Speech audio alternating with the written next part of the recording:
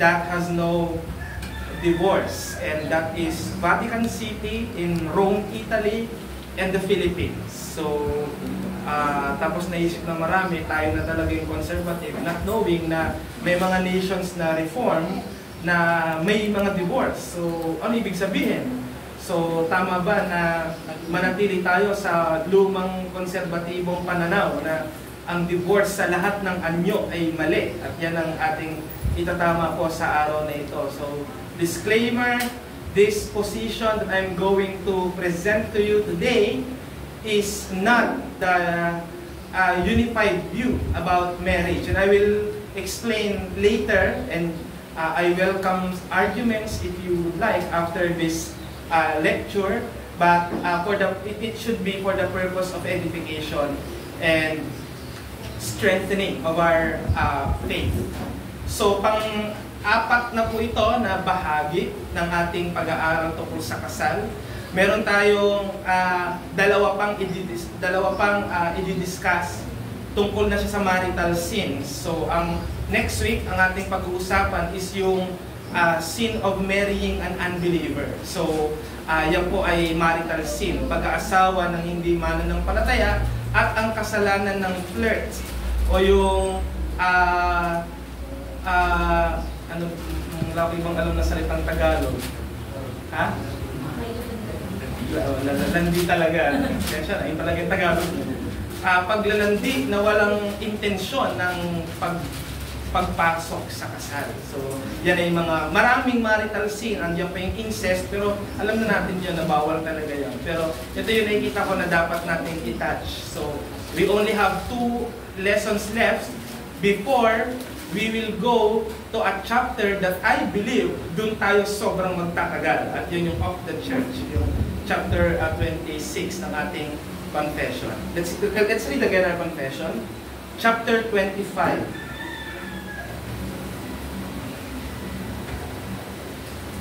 Kung mapapansin niyo po ang ating handout, this is the first time na ang nasa pinakadulo ay hindi 1689, di ba? So, nakikita niyo dyan ay 1647, Westminster Confession of Faith. And this is the confession of our Presbyterian brethren. So, i-explain ko bakit napunta tayo dito later on. So, buksan po natin ating confession, 1689, chapter 25 of marriage.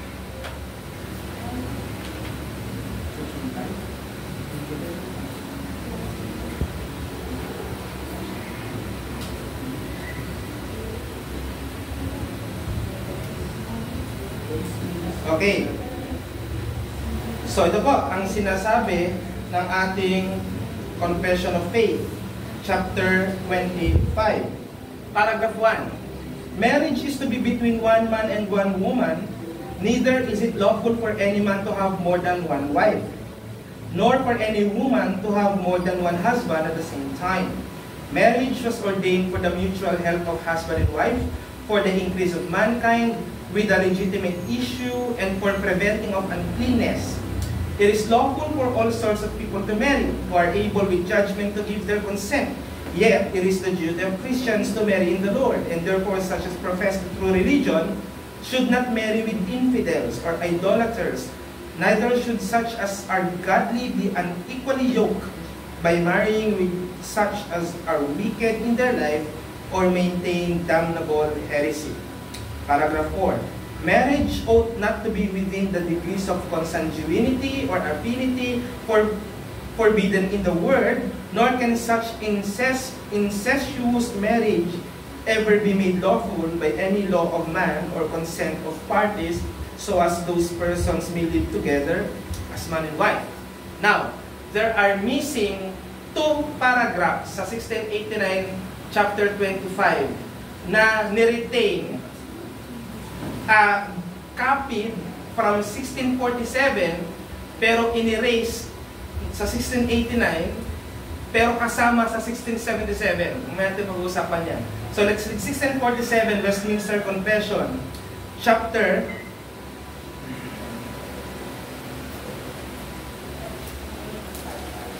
24. Chapter 24 po ng Westminster ang marriage. Ang babasahin ko lang ay paragraph 4 at paragraph 5. Paragraph 5 at paragraph 6. Adultery or fornication committed after a contract being detected before marriage giveth just occasion to the innocent party to dissolve that contract. In the case of adultery after marriage, it is lawful for the innocent party to sue out a divorce, and after the divorce, to marry another, as if the offending party were dead. 6.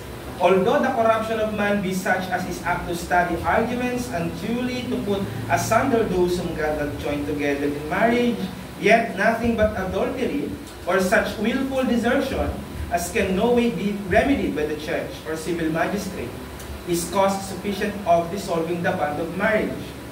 Whereas a public and orderly course of proceeding is to be observed, and the persons concerned in it not left to their own wills and discretion in their own case. So, ganito po yan.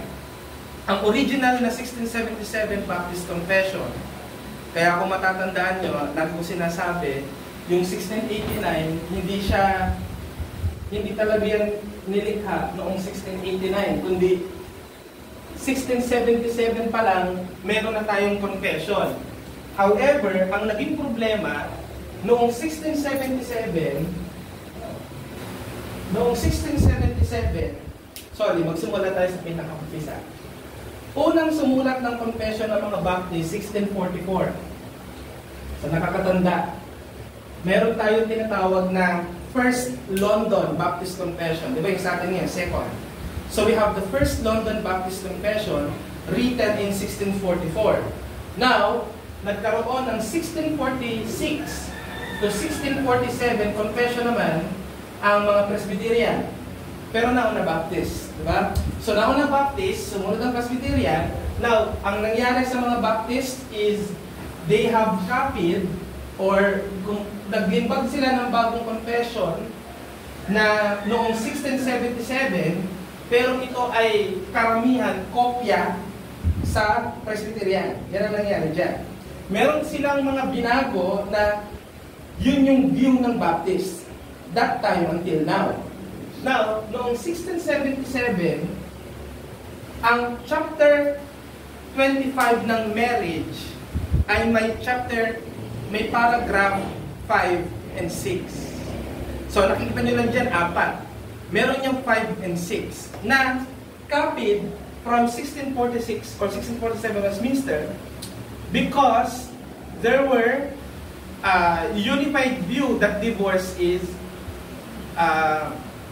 allowed. Now, dumating yung mga pagkakataon na may mga Baptist na hindi na okay sa kanila ang divorce, so some of the editions have been removed because of certain disagreement with the concept of divorce.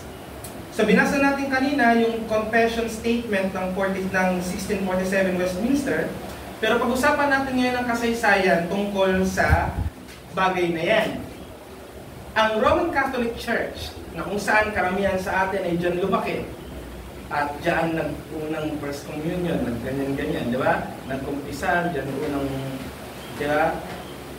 Umaten ng binyag, at ng simbang gabi, at marami pang iba. So, nasa tradisyong Romano tayo. At marahil naman na natin dyan ang ganyang paniniwala. Dahil nagtuturo ang Roman Catholic Church na ang marriage ay indissoluble. Ibig sabihin, hindi pwedeng sirain. Sabi sa kasal, walang makapag-ihiwalay, di ba? Talaga ba? Dito, makikita natin kung talagang that is the case. It is indissoluble in the original design ng mandate ng Diyos when it comes to marriage. Pero makikita natin mamaya bakit hindi sa lahat ng pagkakataon ay ganon. At ang sinasabi lang na marangal na paghihiwalay ay sa pamamagitan ng kamatayan o annulment. Now, malaki ang pagkakaiba ng divorce sa annulment. May makapagsasabi ng pinagkaiba ng dalawa? Sige. Sige, sarili. Guess lang. Sayang yan. Yung baliktad ata eh. Yung annulment ay yung parang, pinawalang visa. Tama ba kung the word isa, pinawalang visa yung kasal. Tapos yung divorce, parang baliktad. Lang, tawag ito, bawal kayo parang ikasal. Pero parang, Okay. ay. Malapit na. Kung pupuntahan mo ko ba, nasa Amolo. Malapit na. So, iba pa. Raniel. Yung annulment ba, yung isa ng ground yung parang yung capacity yung parang wala akong mangyaring kasal kasi hindi kayo. Ang annulment, sabi ko na parehas, winawalang bisa ang kasal. Both divorce and annulment, winawalang bisa ang kasal. Ang problema, ang reason bakit ginagawa yon. Ang annulment ay ginagawa kapag napatunayan na ang kasal ay unlawful. Ibig sabihin, kunyari, ang babae pala, 17, 16, pwedeng niloko nyo ang identity nyo, ang kasal nyo. O kaya, psychologically incapable yung isa sa party at napilitan siyang ikasal. Yun ang mga reasons for annulment. Kaya kahit yung mga gano'n, nakakapag-annul kasi may pera, di ba? Mahirap yon kasi may hearing yon. Ang divorce is agreement ng dalawang kasal na tatapusin na nila yung kanilang marital bond. Yan. So, ang importante lang sa divorce, parehas kayong nag-agree na ayaw nyo na. For whatever reason it is that you may have, you can file a divorce. Basta dapat pareho. Or, meron din nagpo-file ng divorce, ayaw ng kabila, pero meron siyang ground. Domestic violence, mga something like that. At i-hearing siya to further prove kung talagang yun yung case. And then, of course, the civil magistrate will rule kung i-dissolve ang marriage or i-retain. So, yan ang pagkakaiba ng dalawa. Now, para sa Roman Catholic Church, yun lang ang dapat na reason para iwalang bisa ang kasal. Mamatay ang isa, wag mong papatayin, namatay ang isa, or na-annulled. Pinapayagan. Kaya nga sa Pilipinas may annulment. Kasi kinikalala, pwedeng na loko lang, na uto lang, kaya nagpakasal, hindi pala talaga niya gusto, o magulang lang ang may gusto, hindi niya gusto, napatunayan sa Korte Sibil, at sila ay napawalang bisa. Yan ang turo sa atin ng Roman Catholic Church. And that is still the tradition that we are doing in the Republic of the Philippines. Now, ang mga framers ng WCF or Westminster Confession, ina-affirm na ang covenant o ang marriage ay isang covenant at hindi sakramento. Ito yung sinasabi natin lagi na ang marriage hindi ito means of grace. Lalo kang babanal pag may asawa ka. Hindi totoo yon. Pwede, pero not all the time. Hindi sa lahat ng pagkakataon. Hence, not a means of grace. At ang adultery or willful desertion ay mga legitimate grounds for divorce. So, papatunayan ko na ang divorce ay legal at biblical. Pero sa dalawang rason lamang. Una, nagkasala ng adultery. May asawa ka na, si Patrick, tapos si Patrick pumatol ng ibang babae, sinipingan niya, nag-book siya ng hotel to do that, that's adultery. Right? Or kahit tumira ka sa hindi mo asawa at magdagsasama kayo, ay adultery na yon. Yan yung kasalanan na yon. So, pag adultery, pwede ng divorce. Ikalawa, willful desertion. Ano itong willful desertion? Nang ghost si asawa. Anong ibig sabihin nun? Hindi na siya nagpakita. Sabi, magtatrabaho lang, hindi na bumalik. Tapos 20 years na yung lumilipas. Yung sobrang tagal, inabandona, wala ka ng contact whatsoever, hindi mo na mahanap, hindi mo alam kung nakarehistro pa siya, di ba? O kung ano man, namatay na ba siya, nandun pa siya, nasa ibang bahay pa siya, wala ka nang alam. Willful desertion or abandonment. Pwedeng magpakasal ang iniwan. Pwedeng mag-file ng divorce at magpakasal. Noong mga nakaraan, sinasabi ko, I'm not after pag-divorce. Diba, yan ang posisyon ko. Pag-divorce, hindi ka pwedeng mag-remarry hanggat hindi patay ang isa. And I'm sorry to say that I have changed my position. And the reason is, I cannot counter-argue yung mga articles and writings ng mga respected Reformed theologian about sa issue ng remarriage. At number 1 dyan ay si R.C. Sproul. Kaya I have to change it unless mahihirapan akong i-explain kung bakit hindi ako naniniwala dun sa kabila. So, kayo, kung meron kayong matibay na argument, I will welcome that. No? After nito. Ang issue na sasagutin natin ngayon, biblical ba ang divorce? Ayan. So kung pro-divorce kayo, anti-divorce kayo, walang problema. Pero hear me out. Alright? Pero pag-usapan muna natin yung mga maling paniniwala tungkol sa divorce. Mga maling approach, at baka isa tayo dito noon, nung tayo ay hindi pa naliliwanagan. Una, no-fault divorce. Ano yung ibig sabihin nito? Hindi porke naniniwala ako na ang divorce ay biblical, ay sa lahat ng aspeto ay pwede ang divorce. Ayoko na sa'yo, sawa na ako sa'yo. Diba? Walang fault, walang adultery, walang willful desertion. Ayaw na. No fault divorce is not biblical divorce. Ang paniniwalang ito ay tinatapos ang marriage dahil we have found out that we have irreconcilable differences. Napagtanto ko, hindi pala talaga tayo pala compatible. Di ba? Ayoko sa humihilik. Ikaw parang tren-tren put-put yung bunganga mo. Di ba? Pagkakatabi kita. Di ba? Minsan barko, minsan tunog ng jeep. Di ba? O motor. So, yung pala. Ayoko sa'yo. Di ba? Ang ganda-ganda ng ngipin mo. Yung pala, ang baho ng hininga mo. Pagka umaga. Di ba? Irreconcilable differences is what they call it. And because of that, they terminate their marriage.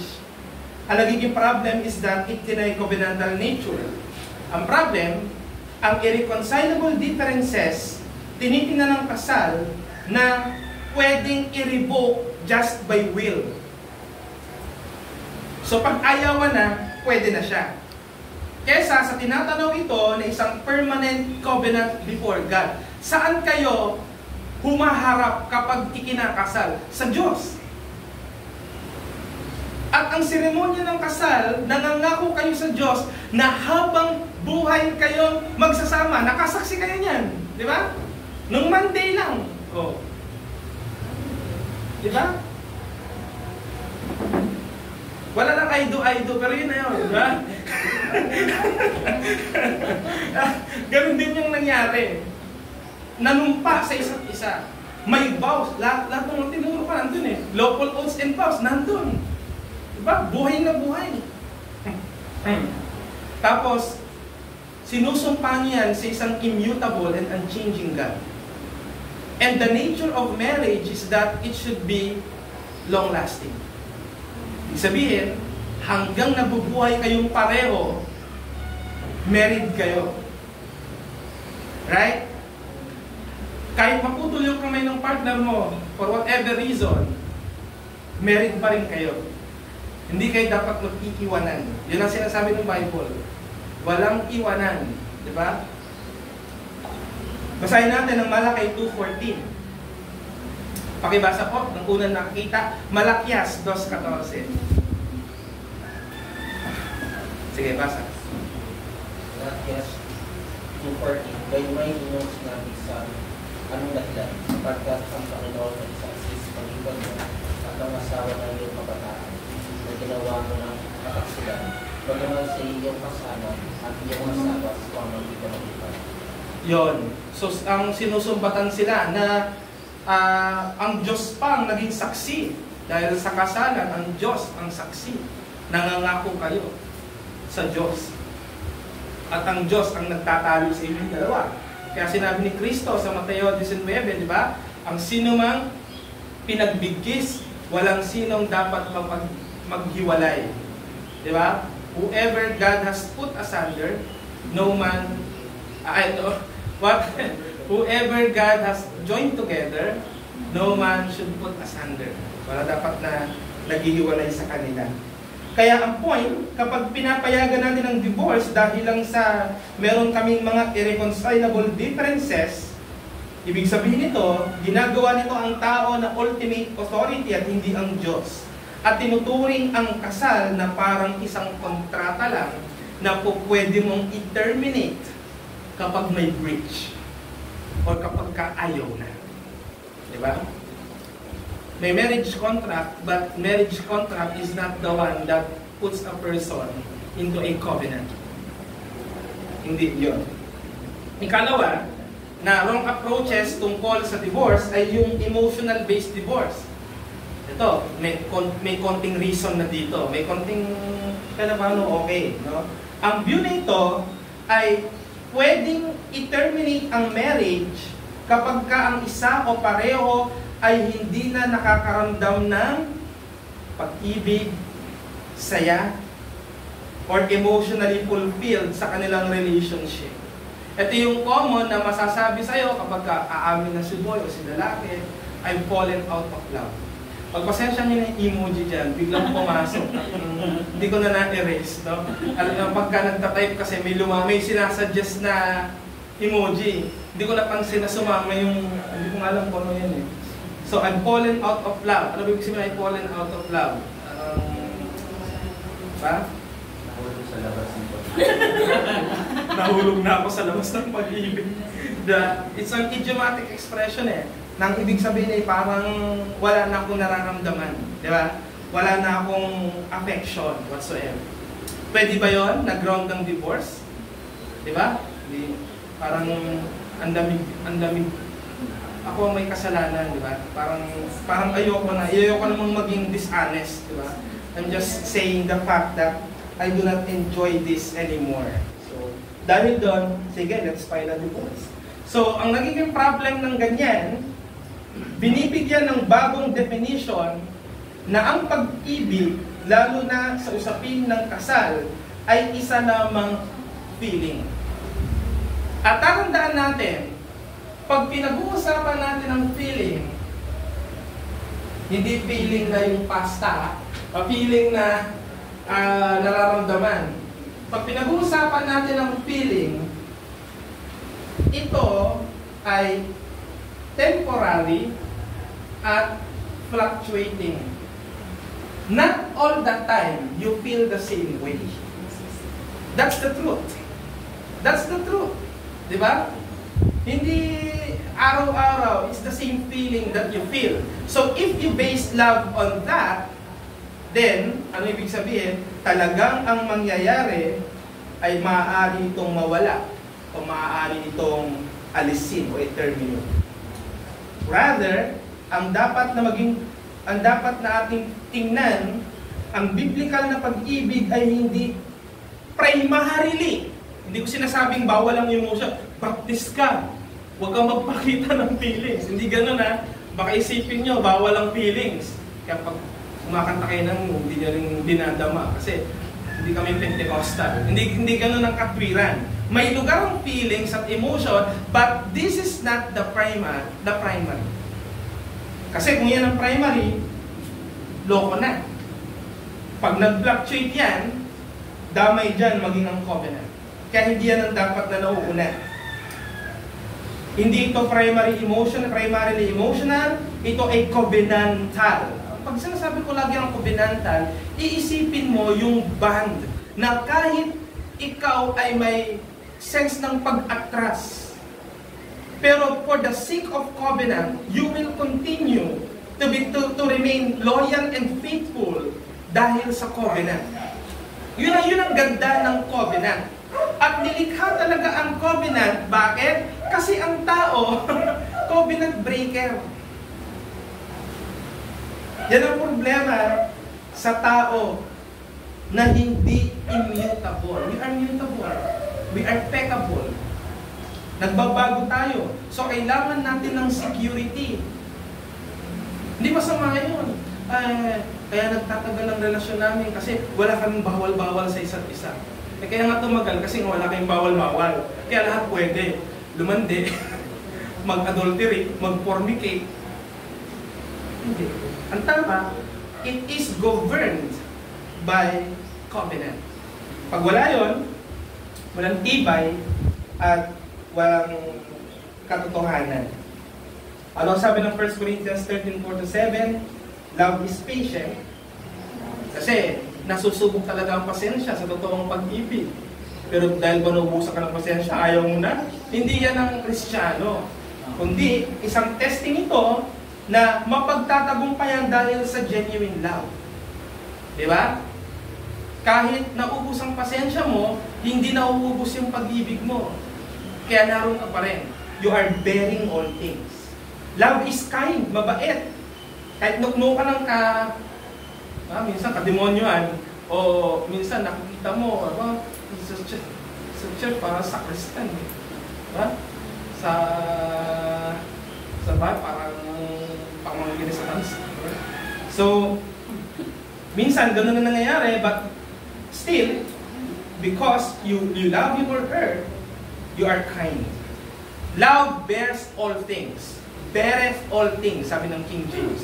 Pinapasa ng lahat. Kaya hindi mo pwede maging kondisyon. Dapat masaya lang tayo lagi. Pag pinayak mo ko, iwalayan kita. Hindi Kristyanong language. And even if you experience that, for whatever reason, because of love, you need to seek reconciliation. Tandaan niyo po, sabi sa isang kasabihan, ang successful na relationship ay kapag ka ang dalawang magkarelasyon ay parehas forgiver. Not all the time, lalaki ang nagloloko o may tendency magloko. Pwede rin ang babae. O hindi lang lalaki ang nagkukulang. Minsan sumusobra. Ang babae hindi lang laging sumusobra. Minsan nagkukulang din. You should acknowledge that. Diba? Kaya kita binalpit na sa ako kasi ang ganda-ganda mo. Diba? Ngayon, nakikita ko, di ka naglalaban ng medyas, di ka naglalaban ng... Iba na yung take ko sa inyo. Pero because you are covenantally married, it's part of what you're going to accept. And, ikaw ang may responsibilidad na rin to deliver your partner na magbago. Hindi yung dapat bago kita pakasalan, nagbago ka na. Kundi, on the process pa rin yan. Pag magkasama na kayo. Parehas na kayong magtatama sa isa't isa. Alright? Hindi tayo landmarker, ha? Ano ibig sabihin doon? Lalaki ako! Ha? Tahimik ka lang dyan, submit ka lang, ha? Hindi na po tayo landmarker, hindi na pwede yun. Asawa mo, papadirin mo para sumunod sa'yo. Ayan? Eh kung mas malakas ka sa tatadyakan ka, diba?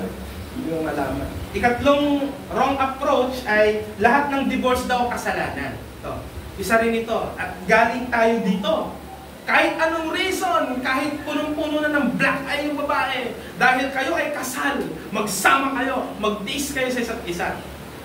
Tunog noble, tunog godly, di ba? Kasi ang iniintindi mo ay hindi masira yung design ng Diyos sa marriage.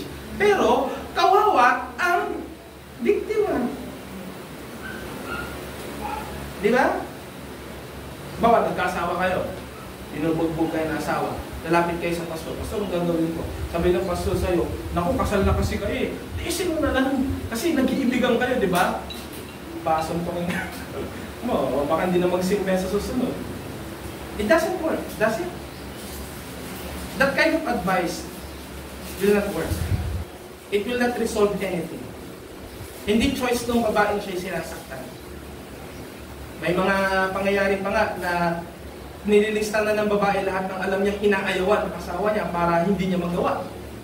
Pero, again, pagdating ng asawa, wala pang ginagawa. Sinuntok. Sinipa. Lahat ng pinggan, binato na. Ha? Anong sabi? Manners maketh man.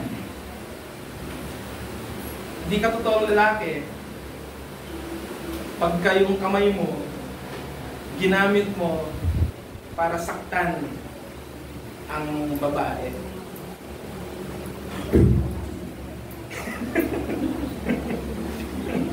Sabihin mo na anong inuunahan mo na kaya?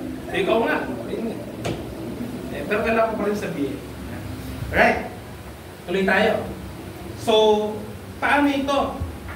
lahat ng divorce, regardless of circumstances, ay masama. Ang ginagamit nilang katwiran ay yung Malakay 2:16 at Matthew 19:6 na nakalagay doon, ang pinag-isa ng Diyos, walang mapag-iwalay, walang makapag-iwalay. So yun ang ginagamit nila. So dahil doon, kahit bubog-sarado ka na, o diba, o ginawa ka ng punching bag ng asawa mo, magtiis ka kasi pinakasalan mo. Pero I'd like to inform you and I'd like to convince you that that is not my position. My position is that that kind of reading is a misreading. Maling pagbasa yon. Bakit? Dahil totoo na ayaw ng Diyos ang divorce. Malakay 2:16, God hates divorce. Ano nakasulat dyan eh? Matthew 19:6, whoever God has put together, no man should put asunder. Totoo yan. Pero, hindi lang ang dalawang verse na yan ang verse sa Bible. Dahil may mga verse din na tinatalakay naman ang divorce. Ba't mo aayawan yun? Yan ang problema sa cherry-picking theology. Gusto mo lang piliin yung verse na ayon sa gusto mo. At nilineglect mo yung verse na hindi mo gusto. Eh sinabi nga ng Bible, pwede divorce eh.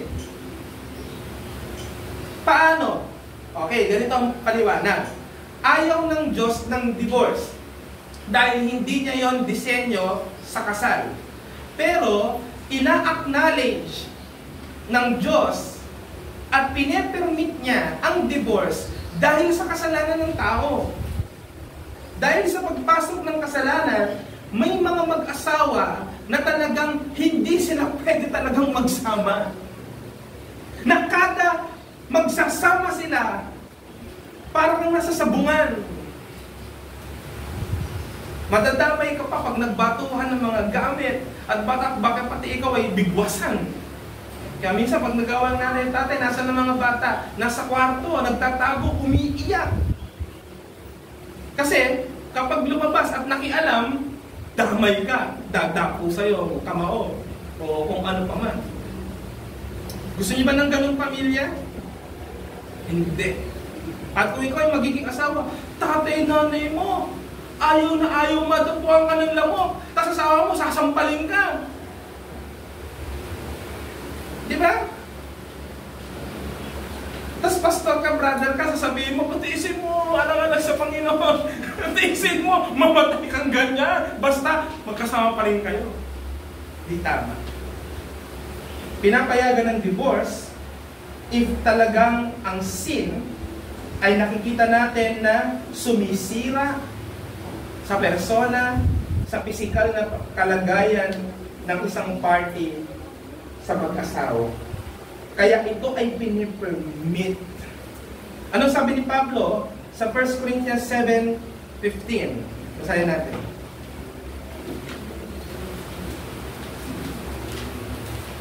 Basa. 1 Corinthians 7:15. But if the unbelieving partner separates, let it be so. In such cases, the brother or sister is not enslaved. God has called you to peace. Yan. Tinan niya, exegesis. Pakinggan natin mabuti. Kapag ka may asawa ang isang believer, ang asawa niya ay unbeliever. Pakinggan niyo mabuti ha. Believer ako, may asawa ako unbeliever. At yung unbeliever, iniwan ako. Yun yung desertion. Iniwan ako. Hindi ako na iniwan, hindi na ako alipin nung kasal. Yun ang sinasabi nito ni Apostol Pablo. Kaya, anong ibig sabihin ni Paul na in such cases, the brother or sister is not enslaved? Hindi na siya nakatali sa kasal. Yun ang ibig sabihin. No? Kaya pag hindi na siya nakatali sa kasal, sabi, God has called you to peace. Tinawag ka sa kapayapaan. At anong isang uri ng kapayapaan binibigay ng Diyos? Kapayapaan sa tali ng panibagong kasal. Pero may pa natin usapan yun. Ngayon, tuloy natin. Ang problema, kapag pinagbabawal ang divorce para lang pangalagaan ng marriage covenant, ang problema ay hindi natin napoprotektahan ang mapang-abuso at ina-abandon natin yung oppress. Napakalupit na payo nun. Pag maririnig mo yon sa isang pastor. Lumalapit ka, kitang-kita naman, may black eye ka eh. Diba, namamagala sa'yo eh. Kung gagawin ko. Kasi alam niya, hindi pwede or masama, ayaw ng Diyos ng divorce o ng hiwalayan. Tapos sabihin mo, for the sake of the glory of God and to preserve the purity of your marriage, diba? Suffer it. Endure. Love is patient. So ano ka pa ng maraming suntok? Hindi ka na. Hindi ka na mga kapatid. Ngayon, pag-usapan na natin, dahil nire-resolve nga natin na ang divorce ay pinapayagan, kailan ito pwede? Alright? Kailan po ito pwede? Una, kapag ka may kaso ng adultery. Pakikiapid o pangangalo niya ang tawag dyan. Sabi ng Mateo 19:9, and I say to you, whoever divorces his wife, si Jesus to except for sexual immorality and marries another, commits adultery. Nagkakasala doon ang pangangalo niya kapag ka nagipag-divorce, pero hindi naman ang reason ay sexual immorality. Eh, minsan kaya nakadivorce, nakakilala ng iba, di ba? Nakakilala na ng iba, kaya dinivorce ng asawa niya. Kaya tunog, no ball. Tunog, okay. Pero ito yung pinupunta ni Jesus dito.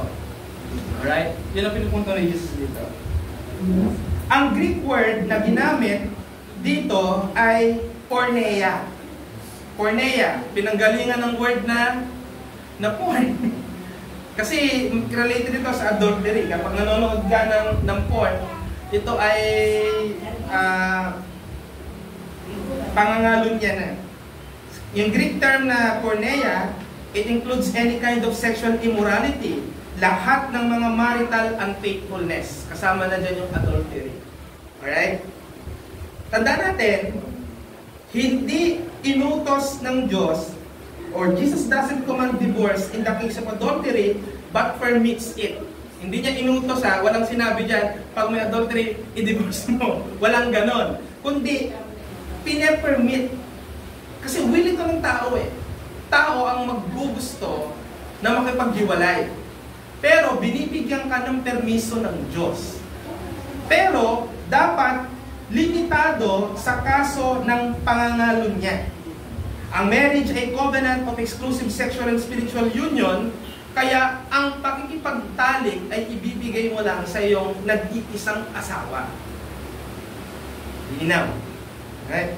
So adultery is not merely a sin against the spouse, it is a violation of the one flesh covenant bond.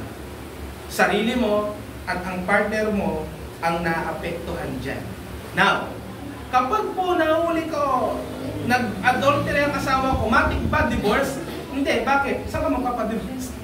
wala nga yan dito, di ba? Pero meron tayong tinatawag na point of graciousness. Ito, ang gusto ko maintindihan ng bawat isa.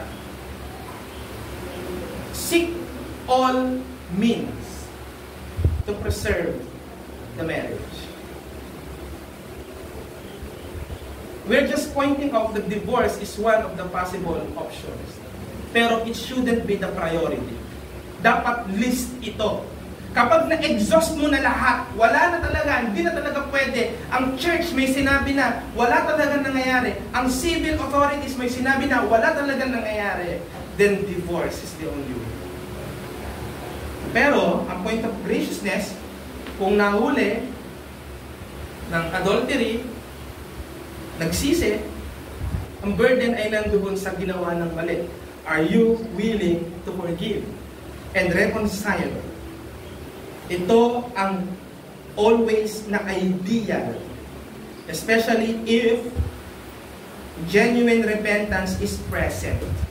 Pero, kung walang repentance sa part ng partner, yeah, ako nang ginawa to, wala kang time sa akin. Yan, mga ganon, unrepentant. Gina-justify ang kanilang kasalanang ginagawa at ginawa. Kapag ang repentance ay absent o ang tiwala ay talagang irrevocably broken, divorce ang makatarungan at nararapat na tugon. Alright? Kung gusto mo maging martyr, then so be it. Pero kung hindi mo yun kaya, gusto mo ng mas maayos na pamumuhay, na ikaw ay makapaglilingkod ng maayos, at walang burden anuman sa isipan mo, at ayaw mo rin makita ng mga anak mo na ang kasalanan ginagawa ng kanyang ama o ng kanyang ina, divorce is the only way. Kaya lang, effect ito ng sin, at meron itong hindi magandang epekto sa children at maging sa iyo. Di ba? Nung wala ka pang asawa, single ka, hindi magkamayaw ang magkagusto sa'yo. Pero pag may history ka na, at divorce yan, iba na yung dating. Whether we like it or not, iba na yung dating. Hindi na siya same as before. Ang naging problema na doon ay testimony. Yun ang naging problema doon. Ikalawa, so malinaw yung adultery. Ano ba yung adultery? O, syempre, kasal ka na, tapos gumagawa ka ng bagay na pang mag-asawa sa hindi mo asawa. Yun na yung masasabi ko. Baka kasi ilimit nyo na ang adultery ay yung nakipag-sex ka lang sa hindi mo asawa, hindi sa ganun lang yun. Kahit tumira ka sa bahay ng hindi mo asawa at nagsasama kayo, ay adultery yun. Kahit wala pa kayong action ginagawa. Basta gumagawa kayo ng isang bagay na ginagawa lang ng mag-asawa, tas hindi mo asawa yung ginagawa mo nun, yan ay adultery. Hindi na yan. So ikalawa, willful desertion o inabandono mo ang asawa mo. Ano ang definition nito? Kapag ka ang isang asawa deliberately and persistently leaves the marriage covenant without just cause and refuses to reconcile, effectively abandoning their God-given duties as a husband or wife. Yun nga, ginost ka, wala na siya. Umuwi sa probinsya. Hindi mo na mahanap. Diba? Ayaw magpakita. Alam nyo, mahirap maghanap pag tinataguan ka. Diba?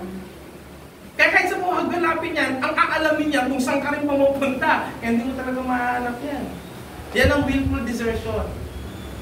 Sa kapilitan kang iniwan. 1 Corinthians 7:15. But if the unbelieving father separates, let it be so. In such cases, the brother or sister is not enslaved. O hindi sinabi ni Pablo, ipurso mo. Ipurso mo. Kundi, pwede na siyang lumaya doon sa pagkakatali sa kasal. Yan ang malinaw na sinabi dyan eh. Katandaan natin, ang willful desertion ay kinikilala na biblically legitimate na ground para maghiwalay ng isang mag-asawa. When no reconciliation is possible in the church or civil authority cannot restore the marriage. Pero let me just tell you the process. Pagkakasal kayo at nagkakaroon na kayo ng problem, you first sort it out sa inyong dalawa lang.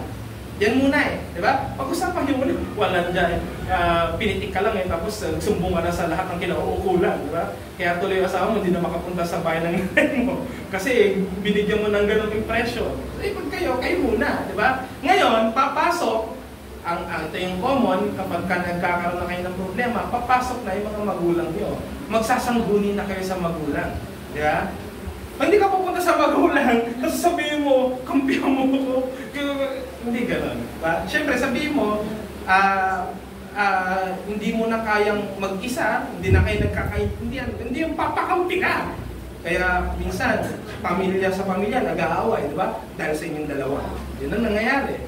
So, hingilan ng payo, meron kaming ganitong pagtatalo, hindi kami magkasundo, gagawin namin. Ngayon, pagka nagsabungan na rin, then dyan papasok ang iglesia at ang mga kinuha ng ninong at ninang. Kaya hindi kayo dapat kukuha ng mga ninong at ninang na nuknong ka ng immoralidad din. Makaturuan kayo, sige doon tayo sa bahay, mag-section tayo doon para makalimot ka ng konti. Kaya dapat, hindi naman nila-require na believer lahat ng dapat na maging ninong at ninang. Pero at least, alam mo na ang testimony ng kanilang kasal ay maayos. Hindi kayo kukuha ng ninong at ninang na nuknong ka ng immoralidad din. Kasi ang purpose kung bakit nyo yung kinuha, isa yan sa pagsasanggunian nyo. Pag kayo ay nagkaroon ng problema. Alright? Kaya yawain nyo namin. Dahil yan ay sanggunian. Sangguniang ikit ng ikinasal, hindi ng kabataan. Ano yun? SK yun. So, mga kapatid, ano ang ibig sabihin ng 1 Corinthians 7:15 na hindi na alipin. Yun ang, di ba sabi, but if the unbelieving partner separates, sabi ng 1 Corinthians 7:15, let it be so, hayaan siya. In such cases, the brother or sister is not enslaved. Hindi na daw siya nakatali. Pakinggan niyo po ito. Huwag yung palagpasin ng sasabihin ko. Ano ang ibig sabihin ng not enslaved? Dito nagtatalo-talo ang maraming reform. Pero let me give you a historical fact. Both 1689 Confession and 1647 Confession believe in remarriage. Pwedeng magpakasal sa iba after divorce. Now, basahin ko ulit ang nawawala sa 1689 pero nandun pa rin sa 1647. Sabi, is cause sufficient of dissolving the bond of marriage. At sabi pa nung binasa natin kanina sa Westminster Confession, to marry another. Pwedeng magpakasal sa iba. Yung phrase na dissolving the bond of marriage means covenant is fully ended, canceled, or suspended. Ano ba ibig sabihin ng suspendido? Wala nang bisa. Kahapon, nandun, kita kami na Sister Badet. Nagkamain kami sa Marikina, sama si Sister Cap, sa isang Thai restaurant. Walang dyan isang babaeng nauna, ang dami nang in-order. Tapos ang credit card pala niya, decline. Bigla na lang umalis. walang sabi-sabi, bigla na siguro nahiya. Ako, daming in-order, lahat yung cancel dyan. Pero ang point, ano ang ibig sabihin ng cancel? At ng suspended? Wala nang visa, wala nang value, at hindi na mag-a-apply. Kaya kapag sinabi natin, pwede kang mag-divorce pero hindi ka pwede mag-asawa, ano ibig sabihin? May visa pa rin yung kasal. Yan ang ibig sabihin. Eh, ang sabi nga, no longer enslaved. So ano na ang turing sa kanya? Unmarried. So pag unmarried, ano ang pwede niyang gawin bilang unmarried? To marry. Sabi niyo, immoral ako kala ko ba, confessional tayo. Confession. Magpapasakit tayo kung yun ang tinuturo sa atin. Kaya, pero tandaan po natin, isa pa, the phrase dissolving the bond of marriage implies na ang person ay pwedeng magpakasal ulit. Dahil ang original covenant ay hindi na epektibo at wala ng visa. Pero, note mga kapatid, sa ating bansa, wala pang divorce. At hindi ito nakasulat sa 1987 Constitution. Kaya ang pwede lang natin gawin ngayon, kung sakaling magkaroon ng adultery at willful desertion, ay dalawa.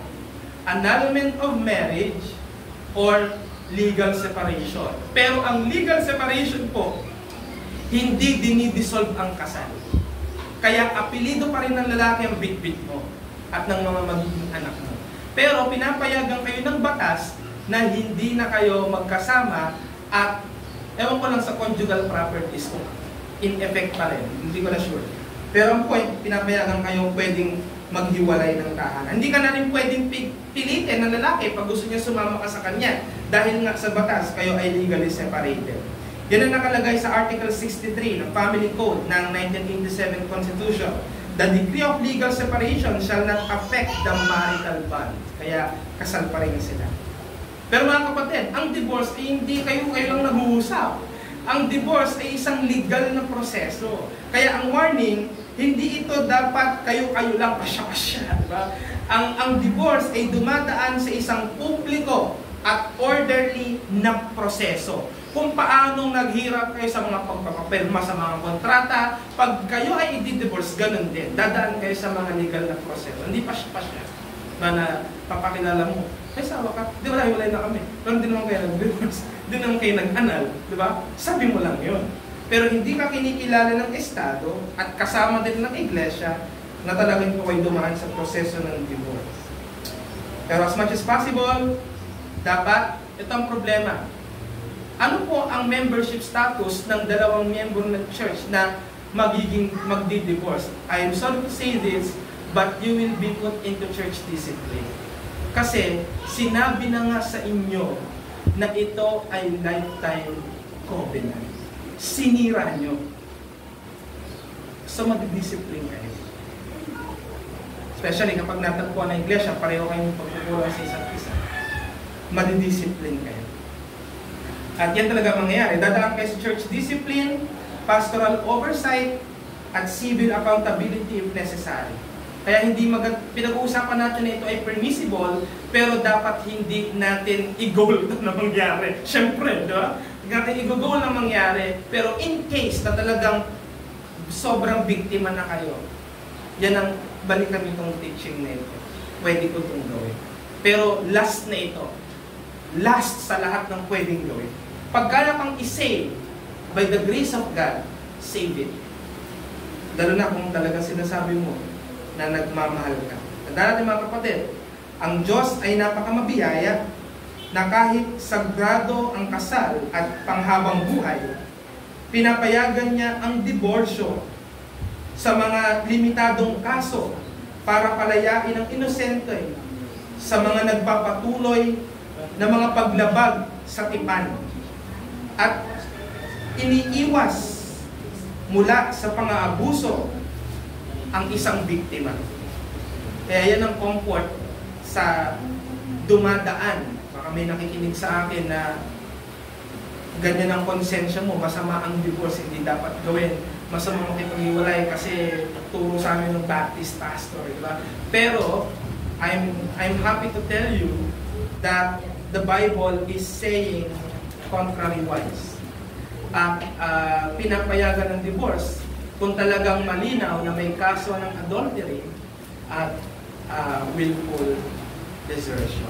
Next week, we will be discussing about marital sins at uumpisahan natin yung marrying an unbeliever. So, ang pakikipagkasal sa hindi mananampalataya. Ano na yung question? Boboy, parinin ko pa lang po. Pwede po ba? So, more on that sa next Sunday. Before we go to P&A, let's go to Lord in prayer. Salamat po, Panginoon, napakamabiyaya mo. Bagamat ikaw bilang Diyos ay hindi sumisira sa covenant, ngunit pinarimit mo na ang covenant of marriage ay pawalang bisa sa mga kaso ng pakikiapid o pangangalo niya at pag-abandona sa pinakasalan.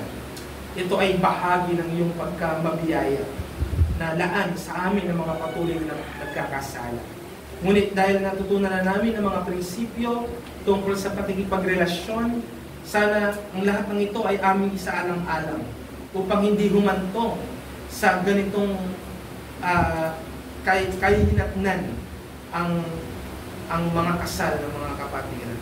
Kaya i-preserve niyo po ang mga kapatid namin na kasal at sa mga kapatid na pinaplano pa lamang ito o may mga karelasyon at nagnanais na rin na tumungo sa kasal ay nawa, ay palakasin niyo, preserve, bigyan ng matalinong pag-iisip at masalang mabuti, timbangin ang mga dapat kong ay konsidera at alamin bago po pasukin ang bagay na ito. Sapagkat kahit pinapayagan yung divorce, ito ay kasalanan pa rin kapag po ang isang pangakong pagsasama ng habang buhay ay hindi natupad dahil sa anumang mga kadahilanan. Kaya nawa ay ma-apply po namin ang lahat ng mga ito sa aming pamilya. Maraming salamat po at ang dalangin sa pangalan ni Jesus. Amen.